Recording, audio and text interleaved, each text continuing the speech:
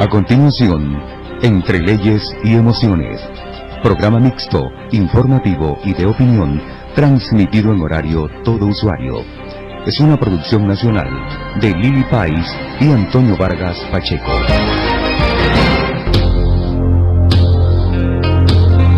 Sintonía 1420 AM presenta Entre Leyes y Emociones, con Lili Pais y Antonio Vargas Pacheco.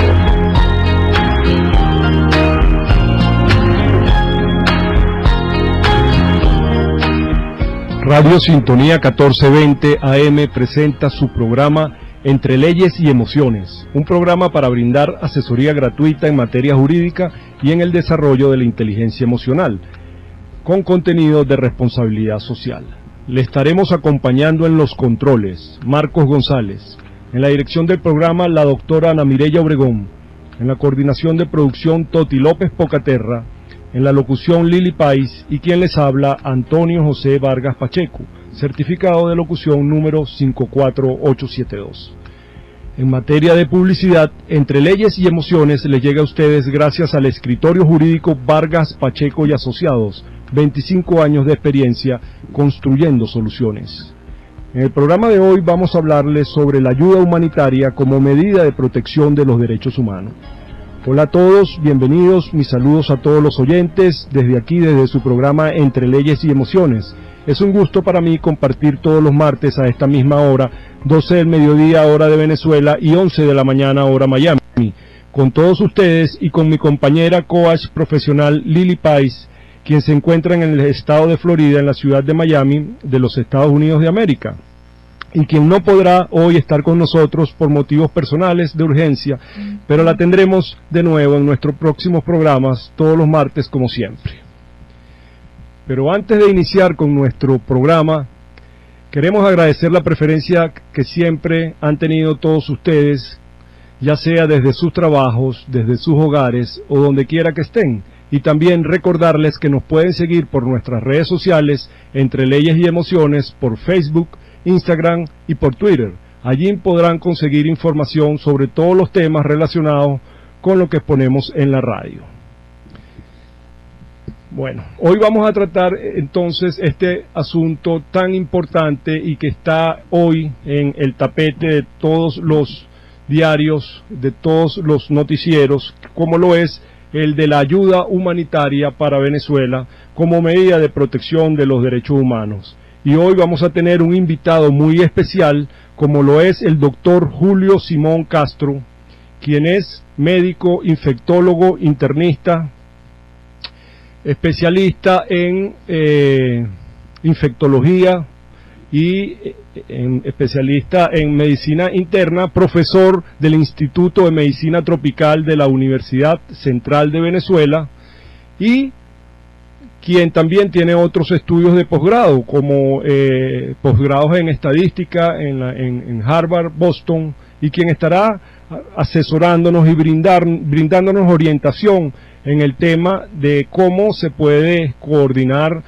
una ayuda humanitaria en un país en crisis como el que nosotros estamos viviendo actualmente.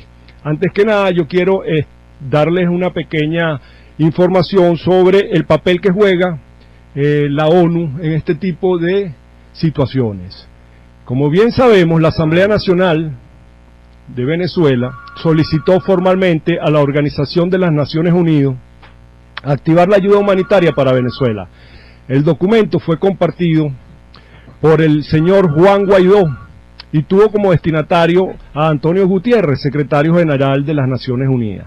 Entre otras cosas, el documento de tal solicitud dice lo siguiente: en consideración con su iniciativa de buscar soluciones a la profunda crisis política y humanitaria que sufre el pueblo de Venezuela, y el debate de hoy, 26 de enero, en el Consejo de Seguridad de la ONU, le escribo para solicitar la activación de los mecanismos de apoyo temprano y gestión de crisis del sistema de las Naciones Unidas y todas las agencias con mandato de apoyo y prevención en las áreas de acción humanitaria, recuperación temprana y desarrollo, dice parte de la carta que envió el señor Juan Guaidó a la Organización de las Naciones Unidas. Por su parte, el Parlamento venezolano resaltó la situación de emergencia sanitaria y alimentación en la que se encuentran millones de venezolanos, e invitó a la comunidad internacional a acompañar a Venezuela y establecer mejores estrategias para el financiamiento de la asistencia humanitaria. Vamos a explicar un poco en este programa cómo funciona la ONU en casos en que un país requiera ayuda humanitaria. En la ONU existe una oficina para la coordinación de asuntos humanitarios, que es la OCHA, la Oficina de Coordinación de Asuntos Humanitarios, que es una dependencia de la Secretaría de las Naciones Unidas que se encarga de reunir a los agentes humanitarios para intervenir de forma coherente en situaciones de emergencia. La OCHA también se asegura de que existe un marco en el que cada agente pueda contribuir a la intervención colectiva. De manera pues que la OCHA se encarga, primero, de movilizar y coordinar una asistencia humanitaria eficaz basada en una serie de principios y de colaborar con los agentes nacionales e internacionales para disminuir el sufrimiento humano. Segundo, defender los derechos de las personas necesitadas. Tercero, promover tanto la preparación como la prevención. Y cuarto, facilitar las soluciones duraderas. En el año de 1991, la Asamblea General de la ONU aprobó la resolución 46182 con el objetivo de intensificar los esfuerzos colectivos de la comunidad internacional, en especial del sistema de las Naciones Unidas, y mejorar la eficacia de las intervenciones. La resolución 4182 sigue en vigor y constituye la base para el mandato de la OCHA. En ella se definen los principios básicos que rigen la asistencia humanitaria. ¿Y cuáles son esos principios básicos? Primero, las personas afectadas por situaciones de emergencia dependen en primera instancia de sus respectivos estados. Segundo, los estados que necesiten asistencia humanitaria deben facilitar el trabajo de las organizaciones participantes. Tercero, la asistencia humanitaria se asienta sobre una serie de principios de humanidad, neutralidad, imparcialidad e independencia. Bueno, visto y repasado todos estos conceptos, vamos a darle el pase a nuestro invitado especial, que es el doctor Julio Simón Castro, como ya les dije, médico internista, infectólogo, quien nos va a orientar de cómo se puede hacer aquí en Venezuela, ¿verdad?, para conformar un grupo técnico de ayuda humanitaria. Buenos días, buenas tardes, doctor Julio Simón Castro. Un placer, a nuestro programa Entre Leyes y Emociones, es un placer para nosotros tenerlo aquí. Sí. Julio, me voy a permitir, en base a de que nos conocemos desde hace unos 50 años por lo menos, me voy a permitir tutearte en este programa. Seguro. Y como te dije, es un placer para todos nosotros tenerte con nosotros en este programa. Seguro, no hay problema. Vamos a tratar de aclarar para la gente las dudas que puedan tenerse. Okay. La ayuda humanitaria, como ya tú leíste perfectamente, tiene una filosofía a nivel mundial que se supone que debe respetarse en todos los países. Dentro de esa filosofía, los elementos más importantes, uno, que sea priorizada; segundo, que sea equitativa; que no tenga carácter político, y además que sea transitoria. Todos los países suponen de que una vez que tienes un fenómeno que te afecta a la población, ese fenómeno sea transitorio y tú vuelves a una situación de un país normal, para decirlo en palabras llanas que todo el mundo entiende. Claro. Buena parte de lo que queremos es que este fenómeno, que se llama una emergencia humanitaria compleja, y es una definición importante de explicar, porque la historia de las crisis humanitarias, como definición, están relacionadas a eventos naturales catastróficos, por ejemplo, desastres naturales como tsunami, terremotos, catástrofes de ese tipo, o conflictos bélicos armados tradicionales. Esas son las dos causas que se vienen hablando cuando uno acá habla de una crisis humanitaria. Claro, como una emergencia humanitaria compleja tiene que ver con alguna otra causa, en el caso nuestro, una situación de tensión política que hace que los ciudadanos no puedan llenar sus necesidades mínimas en cuanto a alimentación, salud o servicios básicos. Entonces, ese es el marco, o esa es la definición, el marco sobre el cual se están trabajando los conceptos de la situación humanitaria compleja que tenemos. Ok, una pregunta que nos hacemos los venezolanos a diario es que si la ayuda humanitaria para Venezuela se está gestionando a través de la ONU o a través de la Agencia de los Estados Unidos para el Desarrollo Internacional, USAID, por sus siglas en inglés, o ambos están coordinadamente actuando para tal fin. Dentro de la estructura de Naciones Unidas ya han ido incorporando en Venezuela muy enfocados algunas enfermedades focales como desnutrición, maternidad materno-fetal, VIH, tuberculosis y malaria, algunos programas específicos. Esos programas de esa ayuda que vienen por el programa de Naciones Unidas tienen unas normativas muy estrictas, o sea, si es para tuberculosis, tienen unos medicamentos específicos para tuberculosis y tiene que ser toda esa ayuda a través del Estado venezolano. Moraleja, toda la ayuda que viene por el camino de Naciones Unidas, por un mandato de las propias sistemas de Naciones Unidas, tiene que ser a través de la estructura formal del Estado. Eso implica Ministerio de Educación, Ministerio de Salud, Ministerio de la Mujer, etcétera, etcétera. Paralelo a eso, que es lo que se está intentando trabajar, es que hay otras fuentes de financiamiento de organismos multilaterales o bilaterales que nosotros queremos encauzar. Nosotros no queremos que esa actividad se pare, nosotros queremos que esa actividad ayude a la gente y se debe mantener. No queremos que esa ayuda que viene, aún por la estructura del gobierno, que sabemos las dificultades que tiene, no debe pararse. Nosotros lo que estamos abocados es tratar de organizar movimientos internacionales de otras agencias,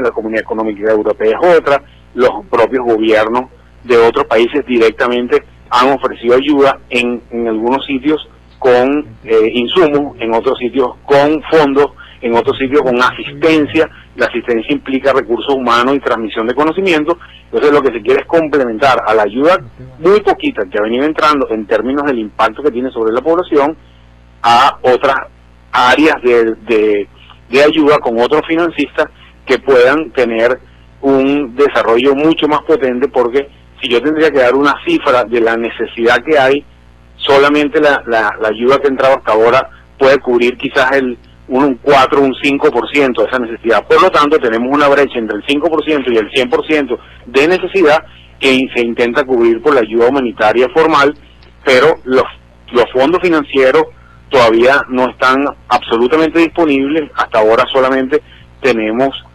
una promesa de fondos del gobierno norteamericano, del gobierno español y de algunos otros gobiernos europeos, y eso tienes que darle una medida, tienes que acotarlo. O sea, con el dinero que tienes, ¿qué podemos hacer? Entonces ahí hay una decisión técnica que en el grupo de tarea técnico es una discusión muy importante que estamos teniendo en este momento sobre qué cosas son más prioritarias, otras en qué momentos las pone, cuáles son más fáciles logísticamente, porque te puede parecer que un medicamento sea muy prioritario, pero si requieres para transportarlo una cadena de frío, ya complica la logística y eso entonces no es viable. Entonces todos esos factores tienen que tomarse en cuenta para hacer que la ayuda que llegue ayude a la gente lo mejor posible, de la forma más equitativa posible y de una forma lo más logísticamente posible para quienes se encargan de toda esa operación. Claro, entendemos. Ahora, ¿cómo exigir en la práctica, verdad, a los militares venezolanos permitir la entrada de la ayuda humanitaria? Es lo que nosotros nos preguntamos. Eso se está armando en este momento. En las próximas horas la gente va a saber qué es lo que está pasando y ahí vamos a tener una sensación clara de cuál es no solamente la posición de las Fuerzas Armadas, sino la posición del alto gobierno. Entonces, nuestra duda en este momento es el alto gobierno y las Fuerzas Armadas van a tomar una decisión por los venezolanos, que es hacer que esa ayuda entre y se beneficie los venezolanos, o simplemente la van a bloquear, o la van a impedir, o la van a entorpecer, y eso implicaría otras acciones secundarias que pudieran llevar a la ayuda humanitaria, que es el marco de actividades específicas y actividades de ayuda humanitaria. ¿Qué significa eso? Vamos a suponer que algún envío no lo dejen pasar por alguna razón técnica, militar o lo que sea. Hay formas de que esa ayuda llegue a través de cierta capilaridad que tienen las fronteras venezolanas para que el destinatario final lo reciba en algún momento. No lo va a recibir en la misma velocidad que lo recibe originalmente, pero la iglesia, por ejemplo, o las iglesias han servido como fuente de ayuda, de que esa capilaridad sea permeable a través de la frontera. Organizaciones no gubernamentales, organizaciones políticas, organizaciones de vecinos, etcétera, etcétera. Y es importantísimo, y eso me trae al concepto de que buena parte de la estrategia con la acción humanitaria en este momento implica armar un voluntariado nacional. Muy bien. Yo noté que la ONU respondió a la solicitud de ayuda humanitaria hecha por Guaidó y en ese sentido dijeron que estamos listos para aumentar las actividades humanitarias y desarrollo en Venezuela, pero para ello la ONU necesita el consentimiento y la cooperación del gobierno de Venezuela. Ahora mi pregunta es, ¿a qué gobierno se refieren? ¿Al gobierno de Nicolás Maduro o al gobierno de Guaidó, que está reconocido también por la comunidad internacional? Y dicen que enviaron una carta a la embajada de Venezuela ante esa organización internacional o al representante. Entonces mi pregunta es, ¿esa carta se la habrán enviado a Tarre Briceño o se la enviaron a la embajada de Venezuela del gobierno nombrado por Nicolás Maduro, de los funcionarios consulares, de los funcionarios de la embajada nombrada por Nicolás Maduro? Que hasta ahora la declarativa oficial del Sistema de Naciones Unidas es aumentar el financiamiento para los programas que ellos ya tienen, que los han hecho a través del gobierno venezolano. Es mi interpretación de esa oración, pero en todo caso se están haciendo los trámites pertinentes con la gente que está encargada, con el equipo de gobierno del presidente encargado Juan Guaidó, para tratar de resolver esas interrogantes a nivel internacional. Ok, cuando hablas de las organizaciones no gubernamentales que van a colaborar con la ejecución de todos estos planes de ayuda humanitaria, estaría incluido, por supuesto, la Cruz Roja Internacional y la organización no gubernamental Médicos Sin Fronteras.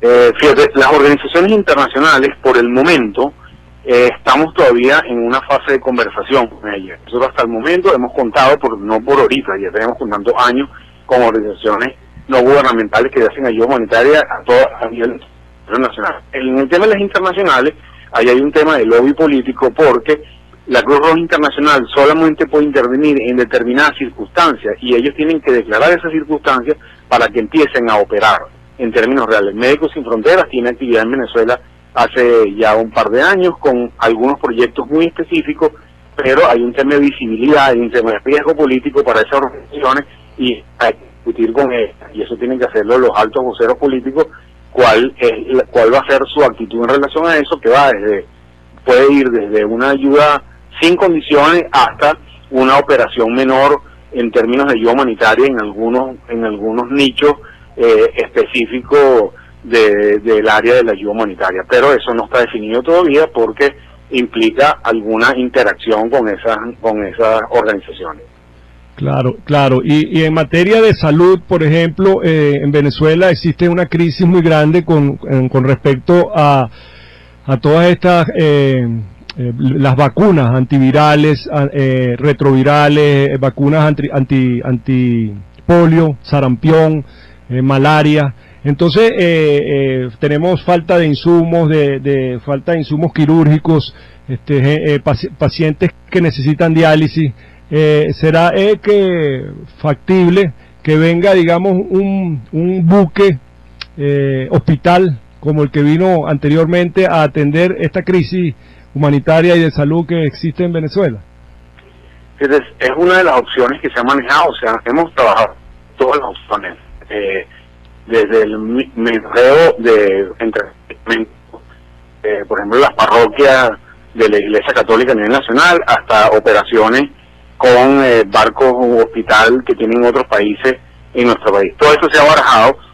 Yo creo que una de las cosas importantes es no perder el foco de qué es lo que queremos. Vamos a ir a un corte, ¿verdad? Un corte musical, y mientras solventamos el problema de la señal, y al regreso estaremos de nuevo con el doctor Julio Castro, médico infectólogo internista, miembro de la Red Médicos por la Salud, profesor del Instituto de Medicina Tropical de la Universidad Central de Venezuela. Y aquí estamos de regreso en nuestro programa Entre Leyes y Emociones por Radio Sintonía 1420 con el doctor Julio Simón Castro, médico infectólogo internista, miembro de Médicos por la Salud, de la Red Médicos por la Salud, profesor universitario del Instituto de Medicina Tropical de la Universidad Central de Venezuela. Doctor, lo estamos escuchando, es que tuvimos que ir a un corte porque teníamos mala señal, seguramente por la zona donde usted se encuentra en este momento.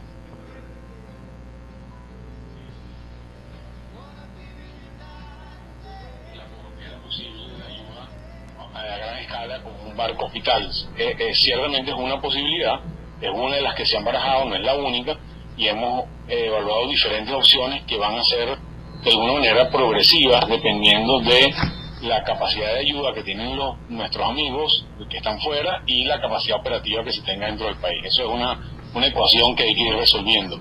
Pero lo más importante que queremos nosotros transmitirle a la gente es que solamente llegamos a esta situación por una forma de gobernar, y mientras no nos enfoquemos en que esa forma cambie, y eso implica la tríada de acciones que ya la Junta Directiva de la Asamblea Nacional ha dicho, que es el cese de la usurpación, la propulsión de un elemento electoral que nos lleve a un nuevo gobierno, ahí es el centro de la discusión. Por el momento, nuestra función como técnicos es tratar de que con los recursos disponibles, o que van a estar disponibles, algunos de ellos ya están disponibles, tratar de evitar que algún venezolano fallezca porque le falta un medicamento o porque le falta un alimento específico en grupos particularmente vulnerables, y obviamente eso es una operación de una escala limitada, pero que tratamos de hacerle lo más eficiente posible. Esa es nuestra labor en este momento, ese es el foco de la labor, y es lo que vamos a mantener, y ese foco o esos posibles afectados por la ayuda humanitaria vaya aumentando en la medida que haya los recursos y la lógistica necesaria para que eso se produzca. Y esos fondos, esos recursos se hacen extensivos también para el éxodo, ¿verdad? La cantidad de venezolanos que se encuentran migrando hacia diferentes países vecinos como lo son Colombia, Chile, Perú, Ecuador, Colombia, Brasil. Y que efectivamente hay un porcentaje de esa ayuda que está destinado a la atención de venezolanos en esos países, y probablemente esa ayuda la administren los países que los reciben, va a decir Colombia, Ecuador, Brasil, porque es muy difícil desde aquí operar esa ayuda a las personas que están en otro país. Entonces, ciertamente eso se enmarca dentro del gran paraguas de la ayuda humanitaria, y una fracción de esa ayuda que ya ha estado moviéndose o ha estado circulando, en particular con Colombia y con Brasil, inclusive en algunos casos a través del propio sistema de Naciones Unidas, como pasa con OCHA y ACNUR en la frontera con el Estado de Brasil. Queremos que sea una de las partes activas del componente de ayuda humanitaria. Claro, y también para tratar de resolver sus programas, digamos, sus problemas, digamos, de documentación, la legalización de sus documentos y todo este tipo de cosas, ¿no? Exactamente. El tema migratorio es un tema muy complejo, porque nuestra crisis es una crisis muy compleja, y implica todos esos factores dentro de los que se quiere abarcar con la ayuda humanitaria. Claro, ahora el sábado pasado, durante un discurso público en las calles de Caracas, el señor Guaidó precisó que la ayuda humanitaria se enviaría a 3 puntos de recolección en la frontera con Venezuela. Y ya sabemos todos que las áreas son Cúcuta y Brasil, 2 de ellas, pero la tercera sitio de recolección de esa ayuda humanitaria sería Curazao, Aruba, Bonaire, Puerto Rico. ¿Cuál de esas? Esa información todavía no la tenemos clara, porque depende de algunos elementos logísticos que al día de hoy no están definidos todavía. Depende de los gobiernos, quiénes son los gobiernos que ayuden, cómo es la forma idónea de traer, de acopiar esa ayuda al país, etcétera, etcétera, pero ese tercer hub que llamamos nosotros todavía no está definido para el equipo técnico. Está bien. Bueno, muchísimas gracias, doctor Julio Simón Castro, por toda esta información tan valiosa que nos acaba de dar a todos los venezolanos. Esperamos tenerlo próximamente en nuestro programa. Ha sido un placer para nosotros escucharlo, ya que usted en este tema ha sido una autoridad moral y científica con su trayectoria y su empeño y dedicación en esta crisis humanitaria que aqueja a Venezuela desde hace mucho tiempo. Gracias, Antonio. Un saludo a tus oyentes. Un abrazo. Hasta la próxima.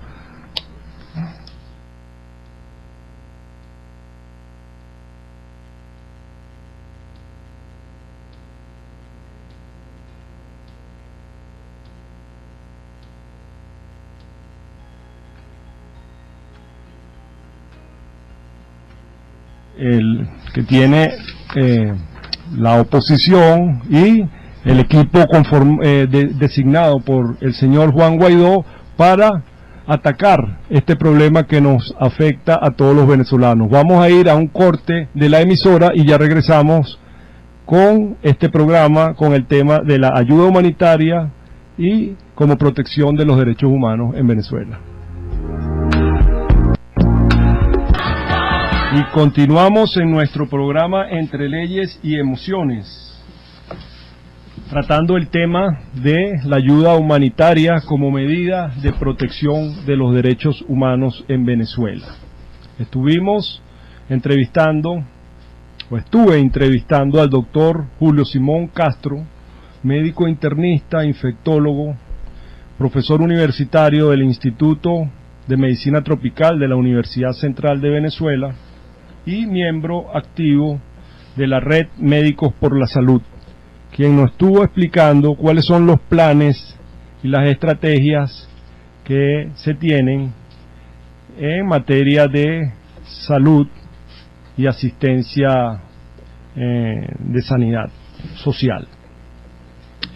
Queremos recordarles que pueden seguirnos por nuestras redes sociales Entre Leyes y Emociones, por Facebook, Instagram y por Twitter. Allí podrán conseguir información sobre todos los temas relacionados con lo que estamos exponiendo aquí en la radio.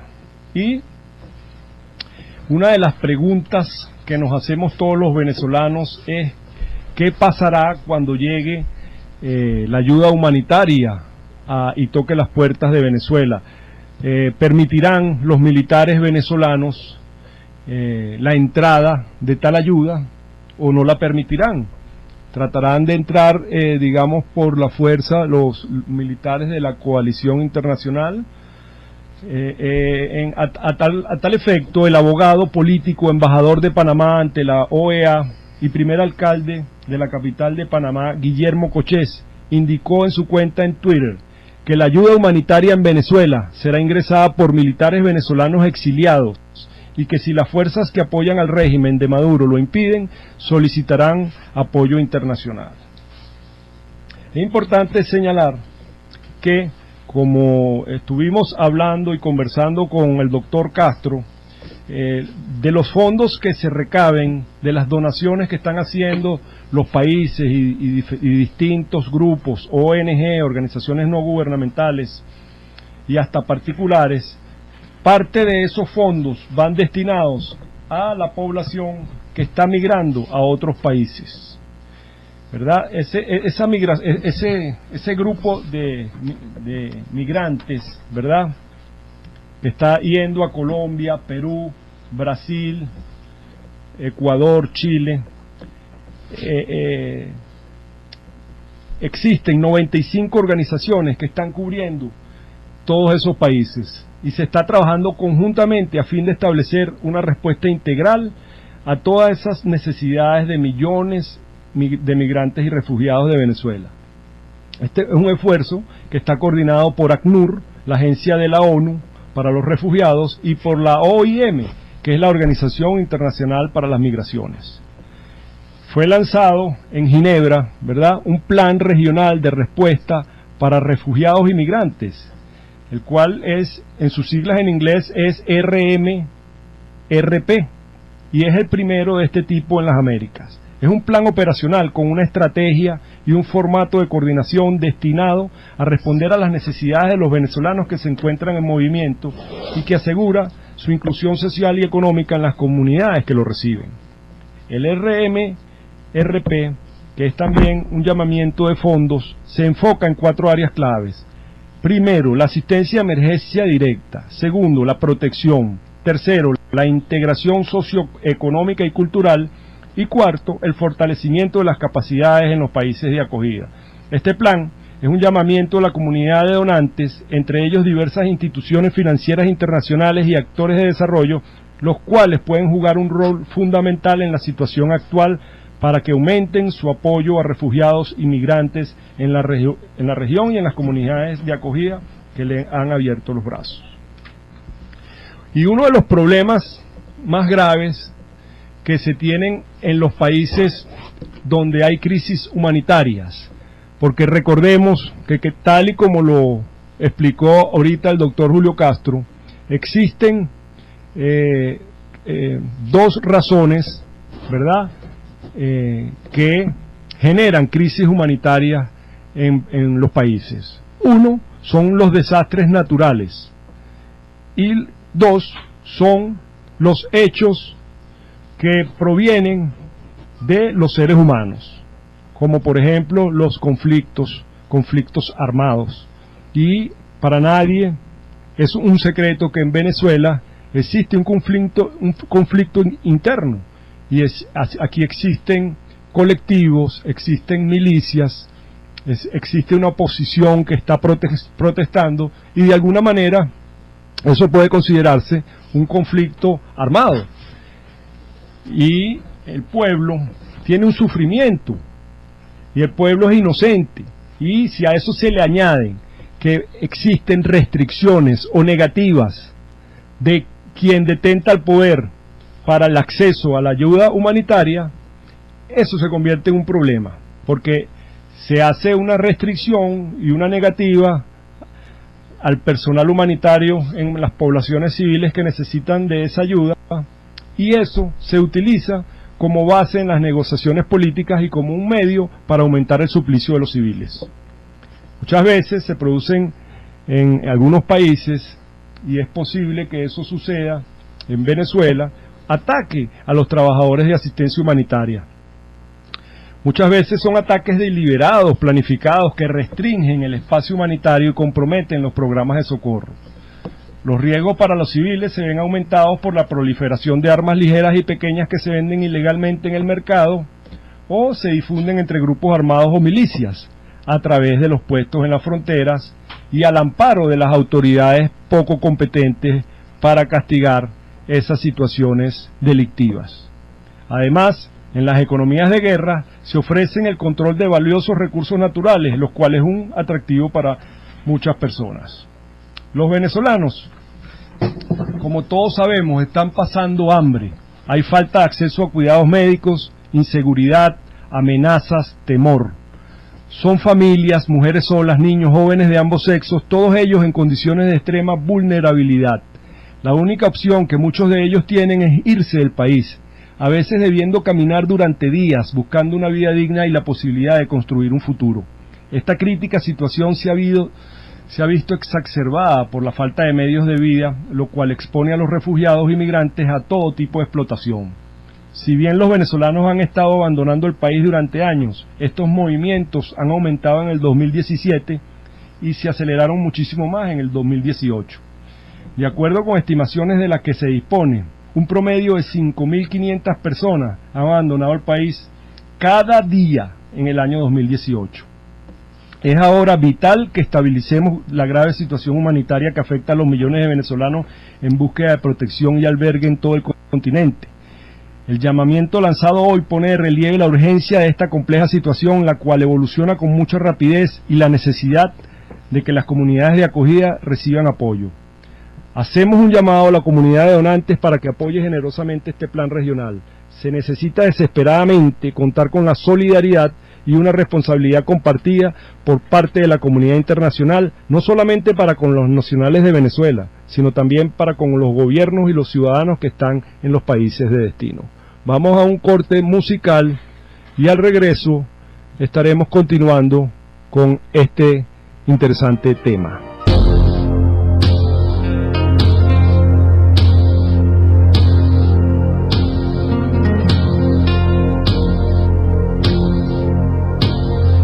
Continuamos con nuestro programa Entre Leyes y Emociones por Radio Sintonía 1420. Les recordamos que pueden seguirnos a través de nuestra cuenta en las redes sociales por Facebook, Instagram y Twitter, a través de Entre Leyes y Emociones.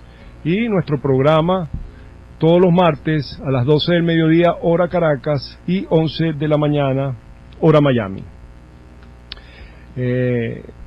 Estuvimos tratando el tema de la ayuda humanitaria como medida de protección de los derechos humanos, y haciendo un resumen de lo que se trató en este programa, podemos entonces entender que la ayuda humanitaria para Venezuela se está gestionando a través de la ONU y a través de la Agencia de los Estados Unidos para el Desarrollo Internacional, USAID, por sus siglas en inglés, y con una coalición internacional donde están trabajando muchos países donantes que están aportando recursos para poder atacar este grave problema que está sucediendo aquí en Venezuela.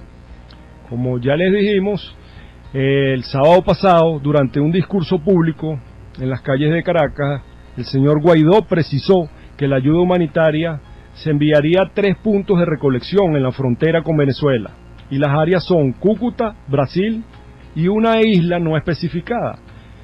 Nosotros creemos que estaríamos hablando de Curazao, Aruba, Bonaire o Puerto Rico.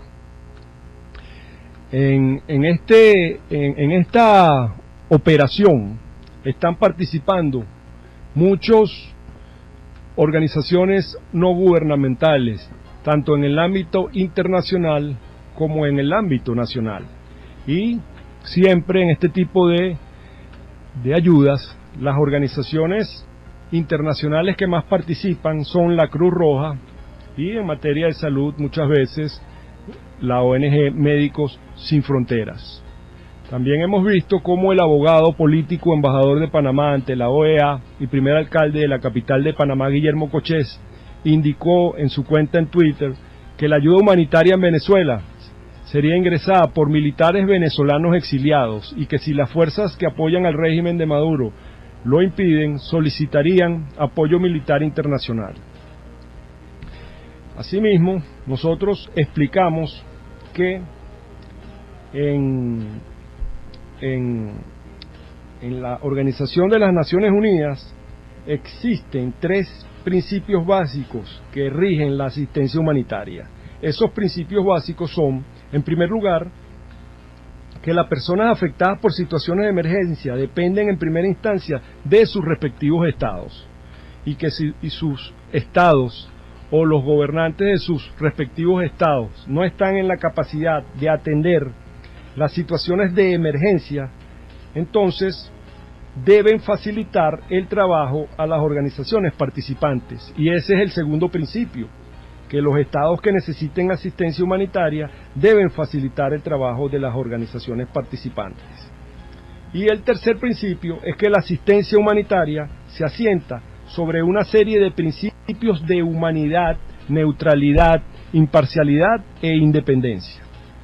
Entonces tenemos pues que esos son los principios que nos da la OCHA, que es la Oficina de la ONU para la Coordinación de Asuntos Humanitarios.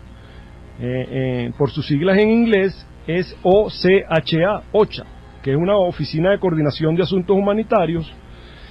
Es una dependencia de la Secretaría de las Naciones Unidas que se encarga de reunir a los agentes humanitarios para intervenir de forma activa en situaciones de emergencia, bien sea en situaciones de emergencia por desastres naturales o en situaciones de emergencia causadas por el hombre, como lo es la situación de Venezuela, porque aquí en Venezuela, como todos sabemos, no ha existido ningún desastre natural, sino que la crisis que tenemos actualmente, crisis en materia de salud, crisis en materia de alimentos, ha sido por una mala gestión del gobierno, que ha demostrado incapacidad para manejar la economía, para manejar el sector salud y para manejar el sector de la provisión de alimentos para los ciudadanos que viven en esta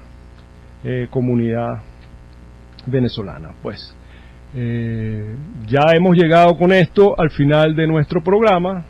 Esperamos tenerlos nuevamente el próximo martes a las 12 del mediodía, hora de Venezuela, y 11 de la mañana, hora Miami.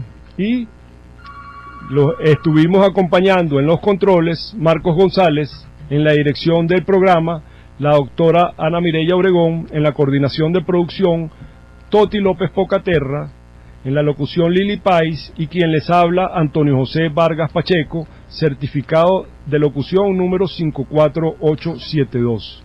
Hasta el próximo programa. y muchas gracias a todos.